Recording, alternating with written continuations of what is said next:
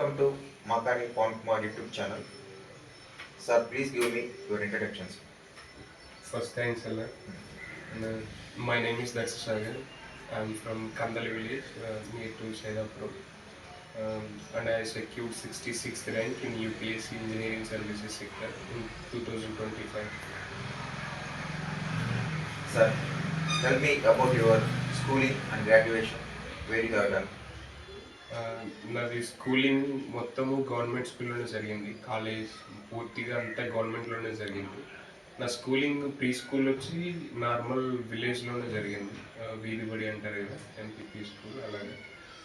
నుంచి 6th నుంచి Vakadu AP SWR residential school అయింది. తర్వాత పాలిసెట్ రాసి నేను డిప్లొమా ఎస్వి గవర్నమెంట్ పాలిటెక్నిక్లో చదివాను. ఆ తర్వాత ఈసెట్ రాసి జేఎన్టీ యూనివర్సిటీలో నా బీటెక్ కంప్లీట్ చేసి ఢిల్లీకి వెళ్ళాను.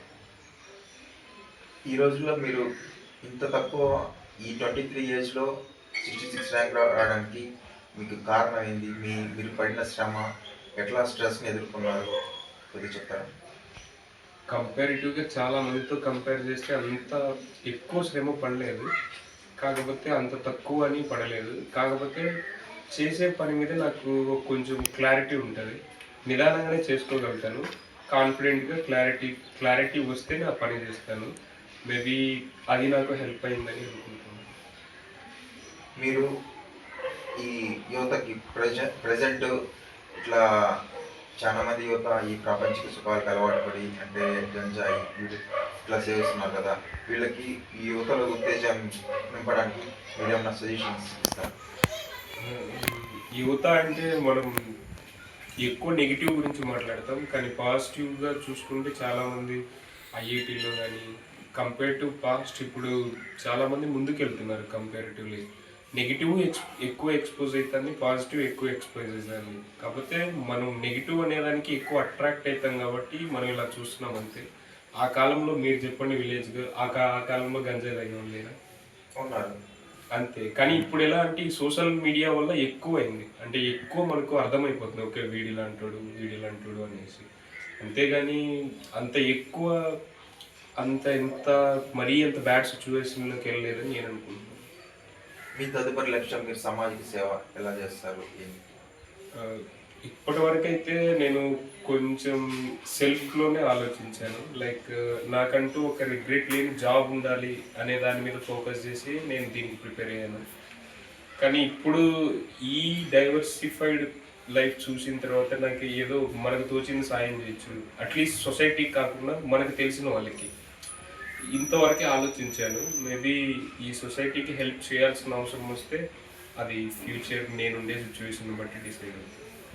ఇప్పుడు మీకు కాంపిటీషన్ అంటే స్టడీ ఎన్ని అవర్స్ చదివాలి రోజుకి? కొంతమంది 10 అవర్స్ చదివే అంటారు, 12 అవర్స్ అంటారు, 14 అవర్స్. మీరు ఎట్లా ఈ టైం మేనేజ్మెంట్ అనేది చేసుకోగలిగారు? ఫస్ట్ ఈ ప్రిపరేషన్ యూపీఎస్సీ అనేది మనం ఒక అన్ఎక్స్పెక్టెడ్, నువ్వు దాన్ని క్లారిటీగా మూవ్ అవ్వాలంటే మనకు క్లారిటీ ఉండాలి. సెకండ్ అది వచ్చేసి నీ టైం మేనేజ్మెంట్ పర్ఫెక్ట్ ఉండాలి. ఈవెన్ ప్రిలిమ్స్ మెయిన్స్ కూడా మనకు పూర్తిగా టైం మేనేజ్మెంట్ మీదే డిపెండ్ అయి ఉంటుంది. నేను వచ్చి నాకు టైం ఎక్కువ స్ట్రెస్ అవ్వకుండా నాకు కొన్ని బేసిక్ హాబీస్ ఉండేవి. మూవీస్ చూడడం కానీ, ఇంకా నేను జిమ్కి వెళ్ళేవాడిని ఢిల్లీలో. ఇంకా ఒకసారి పిలాటిస్ అని, ఇది recent advantages of both yoga and gym, ఇవి చేసేవాడిని. దీనివల్ల ఏంటంటే నాకు కొంచెం ఎక్కువసేపు చదివినా నిద్ర తక్కువైనా నాకు అంత స్ట్రెస్ అనిపించేది కాదు. టైం అంటే ఇంకా సిచ్యువేషన్ బట్టి ఉంటుంది. ప్రిలిమ్స్ అంటే ఎక్కువ టైం ఉంటుంది, మనం తక్కువ చూస్తాం. మెయిన్స్ అంటే ఈ ఇయర్ చాలా 2 months ఉండింది, చాలా తక్కువ టైము. ఆ టైంలో ఒక్కోసారి 14-16 అవర్స్ చదివిన రోజులు కూడా ఉన్నాయి. Maybe that helps me make my self here. అంటే మీకంటే సీనియర్స్ ఉంటారు కదా, వాళ్ళ నుంచి మీరు కాంపిటీషన్స్ ఎట్లా ఎదుర్కొన్నారు? అంటే మీ ఏజ్ 23, మీకంటే సీనియర్స్, మీకంటే ముందు నుంచి ప్రిపరేషన్ అయ్యే ఉంటారు కదా, వాళ్ళ నుంచి మీరు ఎట్లా అధిగమించి మీరు ఇంత తక్కువ ర్యాంక్ 66 ర్యాంక్ సాధించగలిగారు? ఒక ఫన్నీ ఇన్సిడెంట్ చెప్పాలంటే, ఈసారి వచ్చిన రిజల్ట్స్లో 2024లో వచ్చిన ర్యాంక్ 1, 2025లో వచ్చిన ర్యాంక్ 1 సేమ్. అంటే వాళ్ళు ఎందుకు రాశారంటే, ఈ ఐఆర్ఎంఎస్ అనే రైల్వే డిపార్ట్మెంట్ అనేది సివిల్ సర్వీసెస్ నుంచి 2025లో ఇంజనీరింగ్ సర్వీస్ సెక్టార్లో యాడ్ చేశారు.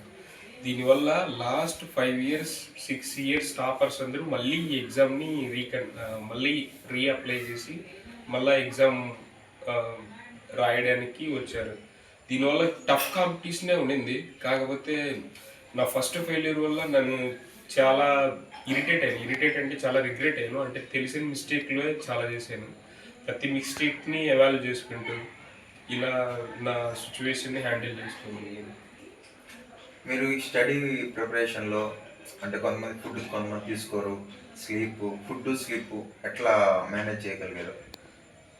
ఇలాంటివి ఏం లేదు. కొందరు మనము ఏదో ఈ ప్రిపరేషన్ని ఇది మన లైఫ్, దీన్ని దాటేస్తే మనకి ఏరే లైఫ్ ఉంటుంది. బేసిక్ ఇంటర్మీడియట్ తీసుకోండి, ఇంటర్మీడియట్లో మీరు జేఈ సీటు కొడితే ఇంతే మీ లైఫ్ సెట్ అంటారు. సో అదంతా వేస్ట్. నేను ఎలా అనుకున్నానంటే ఇది నా డైలీ రొటేషన్. ఇప్పుడు నెక్స్ట్ డే సినిమా ఉన్నా నేను దాన్ని కొంచెం ఎగ్జామ్ ఉంటే దాన్ని చూడను. ఒకవేళ ఒక 1 వీక్ ఉన్నా కూడా ఒక 2 వీక్స్లోనో ఎలానో ఫార్వర్డ్ చేసి చూసేసేవాడిని. అది తెలియని క్యూరియాసిటీ ఉంటుంది కదా, మనం ఎంత కంట్రోల్ చేసుకుంటామో అంత స్ట్రెస్ అవుతుంది నాకు తెలిసి. ఇప్పుడు మీరు ఆల్కహాలిక్ అనుకోండి, 1 వీక్ మీరు సడన్గా తాగేయాలి ఆపేయాలనుకున్నారు అనుకోండి, మీకు తెలియని హ్యాంగ్ ఓవర్స్ ఇలాంటివన్నీ ఫేస్ చేస్తారు. అదే స్లోగా కొంచెం తగ్గించుకుంటూ పోతే అది వేరే ఈజీ అయినట్టు ఉంటుంది కదా. ఇలా ఈ రోజుల్లో చాలామంది ఏదో అంటే ఇప్పుడు ఏబిపిఎస్సి రాయడం, యూపీపీఎస్సి రాయడం, ఏబిపిఎస్సి ర్యాంక్ కొట్టడానికి కొద్దిగా కష్టపడతారు. అట్లాంటిది యూపీఎస్సిలో మీరు ఇంత తక్కువ ఏజ్లో ర్యాంక్ సాధించారు.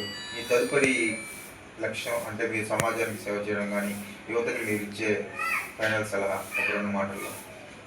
First UPSC instead of APPSC choose చేసుకోవడానికి రీజన్ ఏంటంటే ఇది ఎప్పుడు నోటిఫికేషన్ వస్తుందో తెలియదు.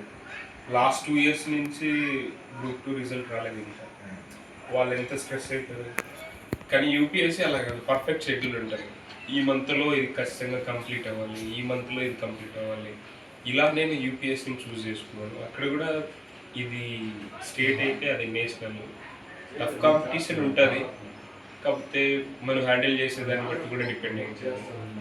ఇప్పుడు చాలామంది ర్యాంకర్స్ రన్నింగ్ నోట్స్ రాసుకుంటాం, షార్ట్ నోట్స్ రాసుకుంటున్నాం అంటారు. అట్లాంటివి మీరు ఏమన్నా రన్నింగ్ నోట్స్, షార్ట్ నోట్స్ ఏమైనా రాసుకున్నారా? యా 10 మందిలో మనం ముందుకు వెళ్ళాలి అంటే మనకి ఏదో ఒక స్ట్రాటజీ ఉండాలి. షార్ట్ నోట్స్ అనేది చాలా హెల్ప్ అవుతుంది. ఇప్పుడు 2 days ఉంది, మీరు అంతా ఆల్రెడీ చదివారు, మీరు ఒకసారి ఏదో తెలియని భయం ఉంటుంది, మనం ఇది మర్చిపోతామేమో, ఈ ఫార్ములా గుర్తొస్తుందేమో, ఇలా పెద్ద ఫార్ములాని కొన్ని కీవర్డ్స్ ఉంటాయి, అవన్నీ మీరు మర్చిపోతారు అనిపించినట్టు ఒక షార్ట్ నోట్స్లా రాసుకుంటే చాలా ఈజీ అవుతుంది. 2 days ముందు మీరు 1 అవర్లో అయినా మల్టిపుల్ టైమ్స్ చూడటం వల్ల 1 అవర్లో మీకు ఒక 12 chapters ఉన్న సబ్జెక్ట్ని కూడా ఈజీగా కంప్లీట్ చేయొచ్చు. నేనైతే అది ఫాలో అయ్యాను. ఇప్పుడు ఎగ్జామ్ రేపు 2 రోజుల ముందు అనగా రేపు అనగా మీరు ఎటువంటి జాగ్రత్తలు తీసుకొని ఎగ్జామ్ హాల్లో ఏమైనా టిప్స్ పాటించారా? ఎగ్జామ్కి వెళ్ళే ముందు లేదా ఎగ్జామ్ హాల్లో అదేమన్నా మా వ్యూవర్స్కి చెప్తారా? నా పూర్తి ఎగ్జామ్లో ఈవెన్ డిప్లొమాలో కూడా నాకు ఎగ్జామ్ పక్క రోజు అంటే నేను హ్యాపీగా పనుకునే ఉంది త్వరగా. మీకు సంవత్సరం అంతా చదివింది ఆ రోజులో చదివితే రాదు అని మనం ఎంత టెన్షన్ చదువుతామో మనం అన్ని మిస్టేక్స్ ఎక్కువ చేస్తాము. నేను కొంచెం ఫ్రీ మైండెడ్గా మూవ్ అయ్యేవాడిని ఎగ్జామ్లో.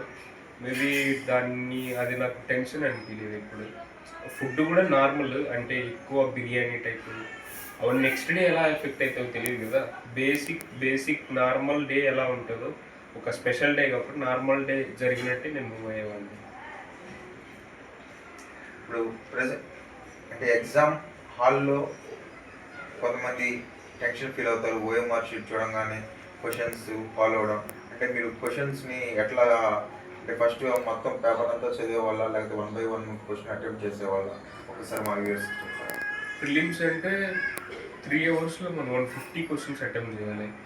సో దానికి వేరే స్ట్రాటజీ ఉంటుంది. మెయిన్స్ అంటే నీకు 8 క్వశ్చన్స్ ఉంటాయి, 8 క్వశ్చన్స్లో సబ్ క్వశ్చన్స్ ఉంటాయి, అండ్ ఆ 8 క్వశ్చన్స్లో మనం 5 సెలెక్ట్ చేసుకోవాలి. సో ప్రిలిమ్స్లో నేను పేపర్ నార్మల్గా వెళ్ళిపోయేవాడిని. బట్ ఇన్ కేస్ ఆఫ్ మెయిన్స్లో ఎలా అంటే అన్ని క్వశ్చన్స్ చదువుకొని నాకు ఏవి బెస్ట్ అవుతే అవి పిక్ చేసుకొని నేను అనలైజ్ చేసి రాసుకునేవాడిని. మీరు ఇంటర్వ్యూ అటెండ్ అయ్యారు కదా, మీరు ఇంటర్వ్యూకి అటెండ్ అయ్యేప్పుడు టిప్స్ పాటించారంటే ఇంటర్వ్యూ ముందు ఏదైనా మంచి జర్నల్స్ బుక్స్ చదవడం కానీ ఈ టాపిక్స్ మీద అంటే మా వ్యూవర్స్కి మీరు ఇంటర్వ్యూ ఎలా ఫేస్ చేశారు, ఇంటర్వ్యూకి ముందు పాటించిన టిప్స్ మా వ్యూవర్స్ పెట్టారు? ఇది నా ఫస్ట్ ఇంటర్వ్యూ. లైక్ క్యాంపస్లో కూడా జాబ్ వచ్చింది కానీ నేను ఇంటర్వ్యూ అటెండ్ అవ్వలేదు. ఏమో అది నాకు కొంచెం వర్త్ అనిపించలేదు.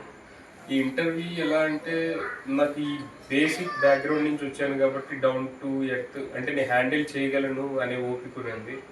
అండ్ దీనికి మెయిన్ ఇంటర్వ్యూ మీద మాక్ ఇంటర్వ్యూస్ అని ఇన్స్టిట్యూట్ వాళ్ళు కండక్ట్ చేస్తారు.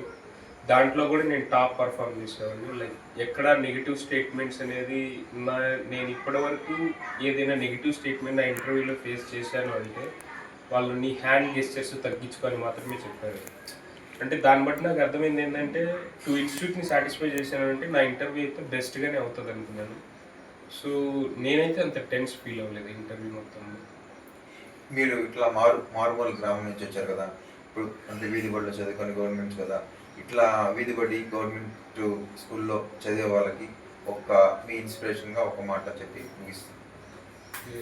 గవర్నమెంట్ స్కూల్ అంటే ఇప్పుడు దానికి ఉన్న హవా రోజు రోజు తగ్గిపోతుంది. కానీ గవర్నమెంట్ స్కూల్ అడ్వాంటేజ్ ఏంటంటే గేమ్ ఉంటుంది, మనకు ఒక గేమ్ మీద ఎక్స్పోజర్ ఉంటుంది, స్టడీ మీద ఎక్స్పోజర్ ఉంటుంది, తక్కువ స్ట్రెస్ ఉంటుంది. అంటే నీకు ఏం కావాలో అనేది నువ్వు చూస్ చేసుకోవచ్చు. దానివల్ల డిసడ్వాంటేజ్ ఉంది, మళ్ళీ బ్యాడ్ సిచ్యువేషన్ చూస్ చేసుకుంటే వరస్ట్ అవుతాం, రైట్ సిచ్యువేషన్ చూస్ చేసుకుంటే బెస్ట్ అవుతాం. ఫోర్స్ తక్కువ ఉండడం వల్ల మనకు ఫ్యూచర్లో కూడా మనకి ఎవరి అవసరము ఎవరి గైడెన్స్ లేకుండా ఈజీగా మూవ్ అయ్యి రైట్ డెసిషన్ తీసుకోవడంలో హెల్ప్ అవుతుందని నేను అనుకుంటున్నాను. అంటే ఈ రోజుల్లో చాలా మంది ఓన్లీ స్టడీ అంటున్నారు. ఫిజికల్ ఫిట్నెస్, ఫిజికల్ స్ట్రెంత్ కూడా, అంటే మెంటల్ స్ట్రెంత్ కూడా అవసరం అంటారా? ఖచ్చితంగా అవసరం కదా. ఇప్పుడు నువ్వు జాబ్కి వెళ్ళాలి అనుకో, నీ మెంటల్గా నువ్వు కామ్గా లేకపోతే నువ్వు డెసిషన్ ఏం తీసుకుంటావు? ఒక 2 days నిద్రలేని పర్సన్ని నువ్వు కొంచెం సేపు మాట్లాడితే వానికి ఇరిటేషన్ వచ్చి వెళ్ళిపోతాడు. సో అది మీనింగే లేదు. అంటే నువ్వు ఒక దానికోసం మరీ హార్డ్ వర్క్ చేస్తున్నావు అంటే అది అంత వర్త్ కాదనే కదా నేను నువ్వు సాక్రిఫైస్ చేసుకుంటున్నావు అంటే. లైక్